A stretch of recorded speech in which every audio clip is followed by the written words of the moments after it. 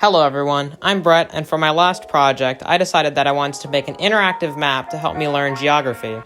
I had been recently trying to learn the countries of the world, but I have been failing miserably, and every time that I try to memorize a new country, it just seemingly goes in one ear and out the other, and I often find myself doing something a little less dull instead.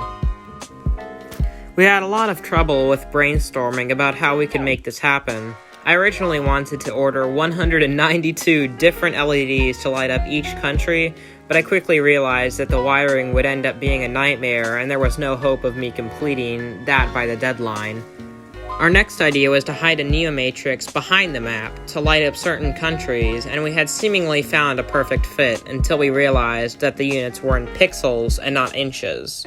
We realized that to cover the entire map, we would have to spend over $200 on neomatrixes alone. We finally came to the consensus that we could use 2 servo motors and a laser to point at a specific country. We found out later that the only issue with using a laser was that due to the reflective nature of the laminated map, you had to wear sunglasses while learning about East Asia or risk serious eye injury. After ordering all our parts, we decided to use an Arduino instead of a Raspberry Pi. I started researching the wiring of using an LCD display and a keypad to control an Arduino.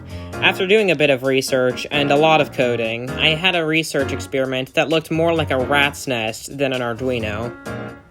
Next, we imported a list of all the countries into a Python program that my dad wrote to translate the list into a file that the Arduino could read.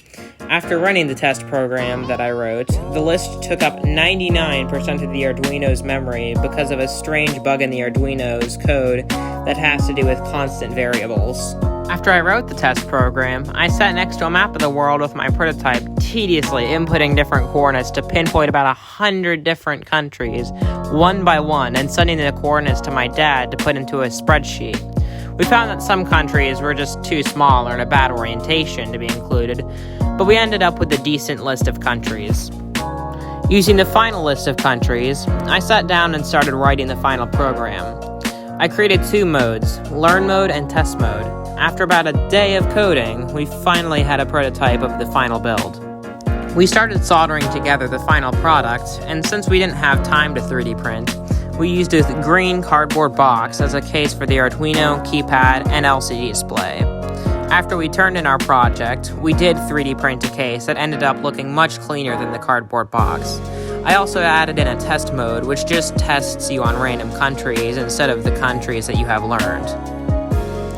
The final product has an LCD display and a keypad hooked up to an Arduino that controls 2 servo motors and a laser. Servo motors point the laser at a specific country in both modes. You can use Learn and Test mode to learn 3, 6, or 9 countries and be tested on them later. Test mode just randomly picks 3, 6, or 9 countries to test you on. After a lot of effort, time, and research, I can finally say that we've completed the interactive atlas. I didn't expect for this project to be so hard to create, and I feel like this was my most complex and rewarding build out of the 3 we've made. Thanks for watching, and I hope that you enjoyed.